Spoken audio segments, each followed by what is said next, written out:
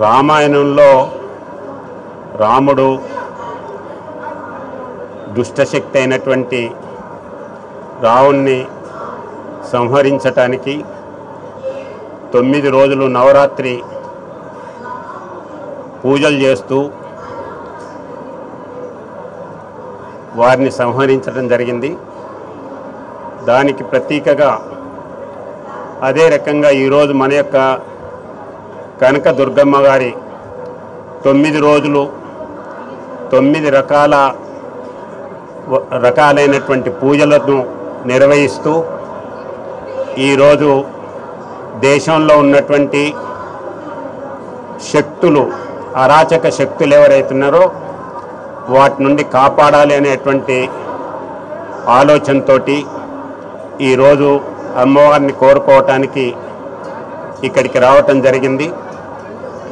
నరేంద్ర మోడీ గారు దేశంలో ఉన్నటువంటి అన్ని శక్తిపీఠాలని అభివృద్ధి చేస్తూ గత వారమే నేను గవర్నర్గా ఉన్నటువంటి త్రిపురలో త్రిపుర సుందరి ఆలయాన్ని,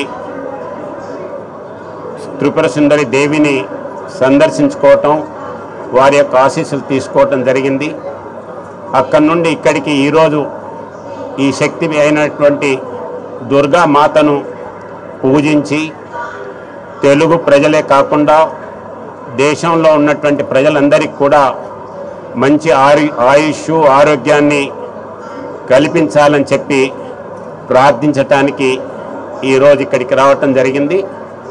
ఈ యొక్క నిర్వాహకులు భక్తులకు ఏ రకమైనటువంటి ఇబ్బందులు లేకుండా అన్ని రకాల సౌకర్యాలు కలిగిస్తూ ఈ నవరాత్రి ఉత్సవాల్ని ఘనంగా నిర్వహిస్తున్నందుకు ఈవో వారి యొక్క బృందానికి, అదే రకంగా ఈ యొక్క కార్యక్రమాన్ని దిగ్విజయం చేయటం కొరకు అనేక మంది స్వతహాగా సేవ చేయటానికి వచ్చినటువంటి కార్యకర్త సోదరులందరికీ కూడా నేను హృదయపూర్వకంగా ధన్యవాదాలు తెలియజేస్తూ ఆ యొక్క ఈ కాళీ దుర్గా మాతాని మరొకసారి అందరికీ ఆయుష్ ఆరోగ్యాన్ని కల్పించాలని చెప్పి ప్రార్థిస్తూ సెలవు తీసుకుంటాను.